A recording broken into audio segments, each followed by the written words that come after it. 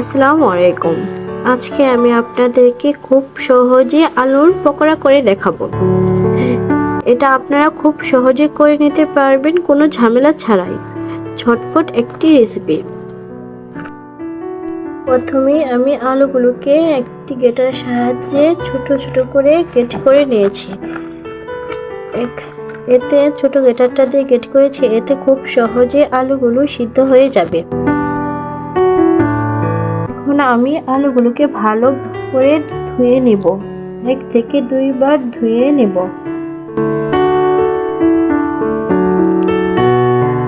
এভাবে করে কচলে 2 থেকে 3 বার ধুয়ে নেবে।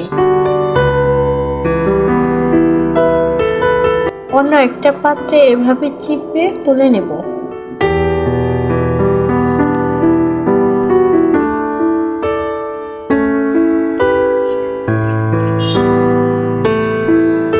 এখন আমি আলুগুলোকে ভালো করে ধুয়ে নিয়েছি।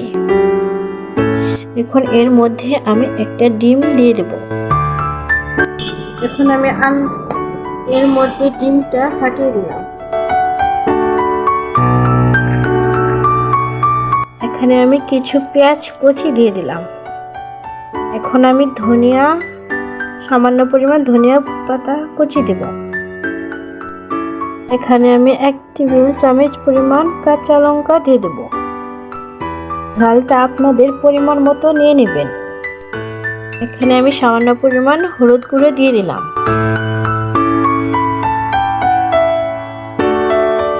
এখানে সামান্য পরিমাণ ধনিয়া গুঁড়ো দিয়ে দিলাম। সামান্য পরিমাণ লঙ্কা গুঁড়ো। এখানে সামান্য পরিমাণে চাট মশলা দিয়ে দিলাম। এখন আমি এই মিশ্রণটাকে ভালোভাবে মিক্স করে নেব হাতের সাহায্যে।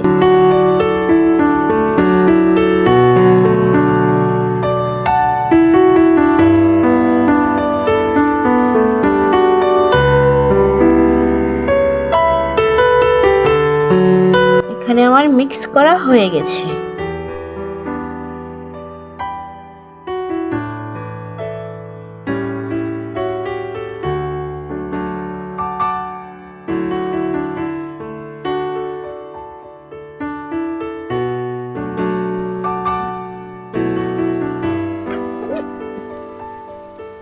ভেজে নিব। এখন আমার ভাজা শেষ হয়েছে। এখন এরকম একটা ছাঁকনি দিয়ে এগুলোকে উঠিয়ে নিব।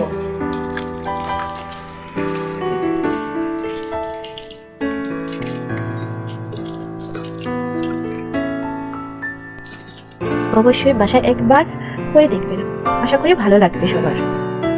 দেখেন কি সুন্দর একদম মুচমুচে হয়েছে। আপনাদেরকে হাতে নিয়ে দেখাচ্ছি। দেখেন একদম মুচমুচে হয়েছে, ভিতরটা অনেক টেস্টি।